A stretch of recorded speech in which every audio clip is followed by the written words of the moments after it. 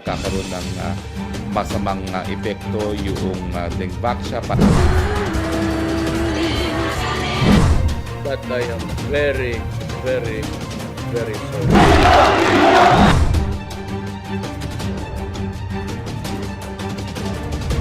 Time to know the news of the week. I'm Ria Fernandez. This is the MB Rundown.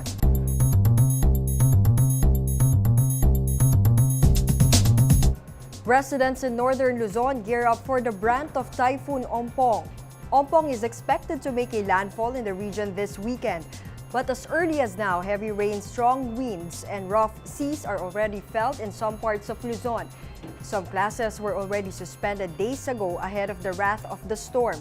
Likewise, emergency workers were already deployed. State Weather Bureau Pagasa said Ompong will be the strongest typhoon in 2018. President Rodrigo Duterte challenged the soldiers to stage a mutiny against his administration.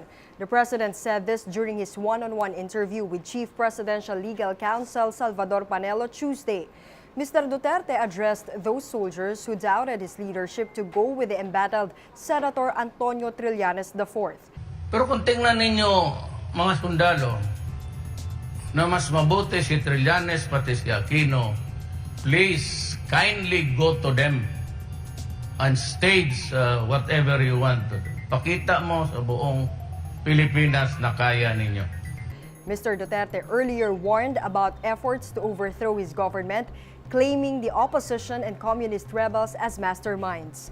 Meanwhile, the Supreme Court denied the request of Trillanes to issue a temporary restraining order against the president's revocation of his amnesty. A seemingly forgotten historical landmark in Manila has been revitalized. To know what it is, watch this. If only the structures could speak, they could well narrate the rich culture and history of Filipinos in the old times.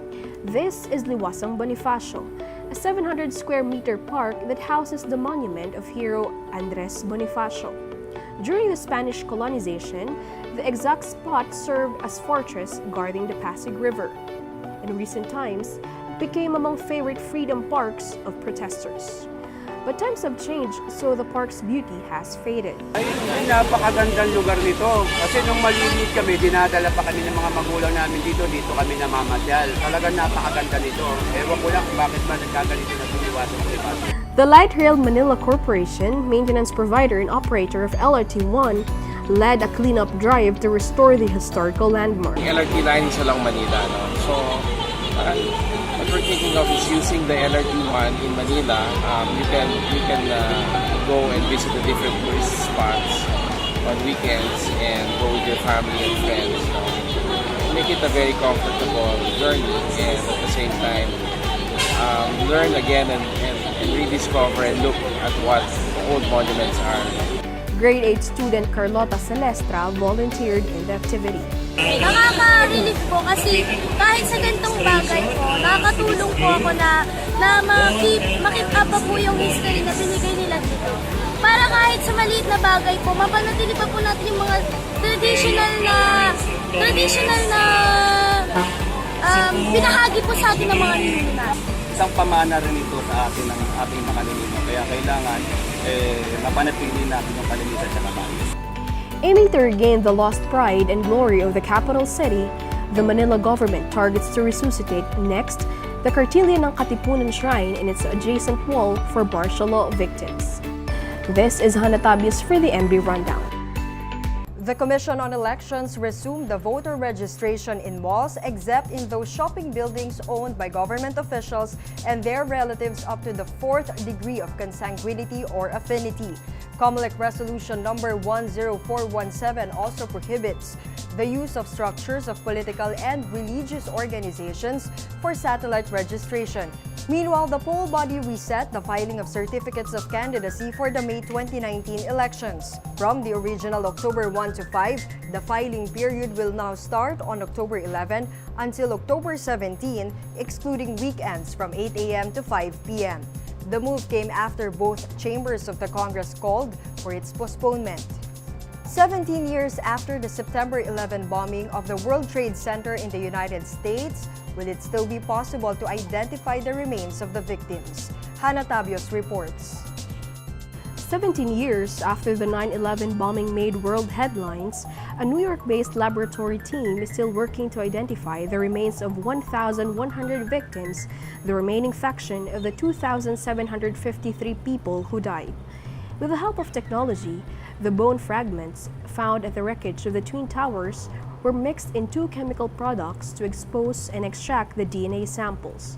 The test, which may not guarantee successful results, is done repeatedly for years. But no one is giving up. The role of the victims' relatives also plays an important technical aspect in matching the DNA samples collected and the samples provided by the families.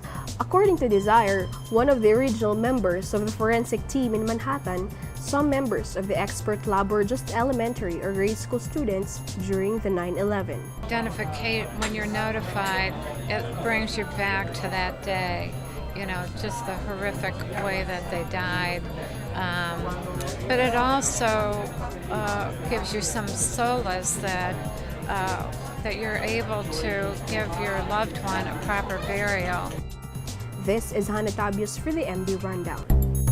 Meanwhile, these are the other top news of the week. NFA Administrator Jason Aquino has resigned amid soaring prices of rice. According to President Duterte, Aquino asked him to be relieved from his post.